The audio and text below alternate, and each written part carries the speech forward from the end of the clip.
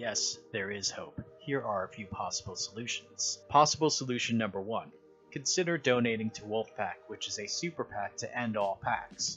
Their goal is a constitutional amendment to overturn Citizens United to limit all campaign donations to a maximum of $100 per donor. None of this super mega ultra corporations donating ultra mega money to win elections anymore. There are 2 routes for getting an amendment to the Constitution. The first way is for Congress to pass it. Wolf-PAC went to Congress to ask them to pass it, and of course, Congress, both Democrats and Republicans, voted no. These people do not represent us. The second and only other route to getting a Constitution amendment passed is to go to the states and to have each state ratify it. If 2/3 of the states ratify it, that's 27 states, it will then be forced back before Congress, where they will then again have to deal with it. Only by this time, hopefully, Congress will be aware, of course, that the majority stand very clearly and vocally behind this constitutional amendment. Some call this the mandate of the people. Hopefully, Congress will realize that going against this would be very bad for the careers, and hopefully they will pass it. This grassroots movement to get this constitutional amendment passed is spreading.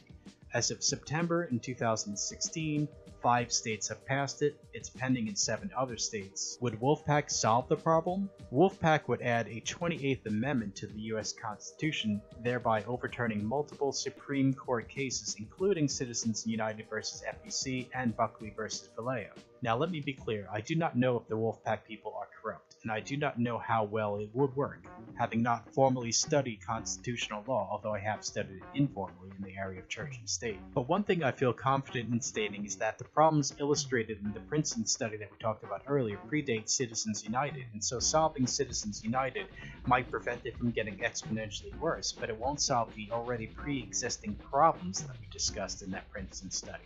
Possible solution number 2. Consider the campaign by BikeRepresentUs to get America's Anti-Corruption Act passed in 27 states. This also would bypass Congress just like Wolf-PAC would, theoretically. As with Wolf-PAC, I cannot say how effective this campaign would be, but they do say that their act would cover a lot of the corruption that Wolf-PAC doesn't, the problems illustrated in Princeton study. For more info, see the links in the description to this video below. Possible solution number 3. There is also the People's Rights Amendment, which would overturn the Citizens United decision and establish that only actual people are people, and that only actual people have constitutional rights. More possible solutions or crackpot ideas? You be the judge. I have some of my own ideas. Imagine if we were rid of all the promotional spending by campaigns and replaced them with equal and free airtime for every candidate as a public service. I have another suggestion that I offer for consideration, though it may seem crazy and it may be foolish. Maybe, just maybe, we should require people to pass a test before they are allowed to vote. People are not allowed to operate motor vehicles until they can demonstrate some competency, so why can't we require that voters demonstrate competency before voting? I mean, it affects all of our lives, doesn't it? Just like a motor vehicle would. I would suggest that people must actually demonstrate basic knowledge of the actual platforms and positions of the candidates before voting. In other words, all voters should be informed voters, because if they are not informed voters, they have no business voting. But perhaps this is too idealistic, or perhaps this is naive. I mean, not being a constitutional attorney, I really do not know. Here's another idea, one that might sound insane, but only because in an insane system, it's so rational. And this is Tabitha's idea, by the way. A constitutional amendment that absolutely forbids politicians from having and acting upon a conflict of interest. A conflict of interest can be defined as, quote, a set of circumstances that creates a risk that professional judgment or actions regarding a primary interest will be unduly influenced by a secondary interest, unquote. It would be unthinkable to allow for a conflict of interest in a court of law, of course, but for some reason it's not only allowed in American politics, but it's virtually synonymous with American politics. Tabitha's as a matter-of-fact idea is very wise and sound.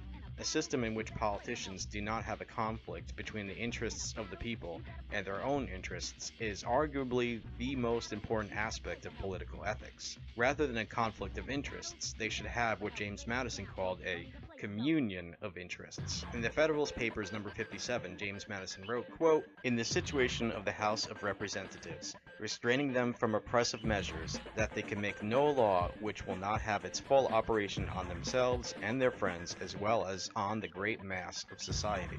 This has always been deemed one of the strongest bonds by which human policy can connect the rulers and the people together. It creates between them that communion of interests and sympathy of sentiments of which few governments have furnished examples, but without which every government degenerates into tyranny. If it be asked, what is to restrain the House of Representatives from making legal discriminations in favor of themselves and a particular class of society? I answer, the genius of the whole system, the nature of just and constitutional laws, and above all, the vigilant and manly spirit which actuates the people of America, a spirit which nourishes freedom and in return is nourished by it. If this spirit shall ever be so far debased as to tolerate a law not obligatory on the legislature, as well as on the people will be prepared to tolerate anything but liberty. Did you hear that? Anything but liberty. Kind of reminds me of the way that both the right and the left were basically screaming to have rights taken away from them. The right was asking for it after the 9/11 attack, and the left has just been asking for it, well, the regressive left, only the regressive left, have been fighting to take away rights of people they disagree with, and hence themselves, whether they realize it or not. But enough about those regressive left fools and those right-wing idiots. Back to Madison. Quote, "Such will be the relation between the House of Representatives and their constituents. Duty, gratitude, interest, ambition itself are the cords by which they will be bound to fidelity and sympathy with the great mass of the people." Unquote. I think in a perfect democracy, all candidates would have an equal chance and money would make no difference in campaigns, so that a candidate with no reason to favor the rich and powerful has as much of a chance as a corporate puppet does. Also, all voters would have easy access to fair and accurate information on the positions and platforms of the candidates, and all the irrelevant stuff, which is almost all Americans actually know these days, are totally eliminated from the media. This would make it so that people will make informed decisions. Without informed voters and without informed voting, there is no effective democracy. So, this election cycle, rather than voting for puppet number 1 or voting for puppet number 2, wake up and realize they are just puppets to the same masters. Wake up and try to change the underlying corruption. And let's talk about this. Tell me what you think. Tell me what you think of the solutions that I offered in this video, or offer your own. Tell me how you think these things would work. But one thing is for sure, America, the sleeping giant, must awaken. Wake up, America, and throw off the chains of oppression. Thank you for watching this video. Please like this video, and please subscribe to this channel, and please consider donating to us. It takes a lot of time and research to come up with this stuff, so please donate. Thank you.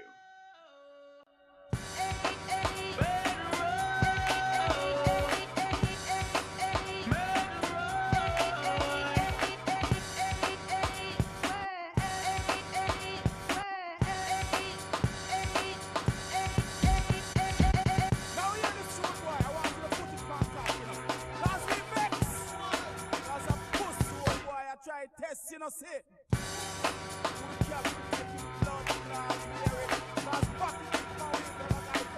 Shut up, Nick.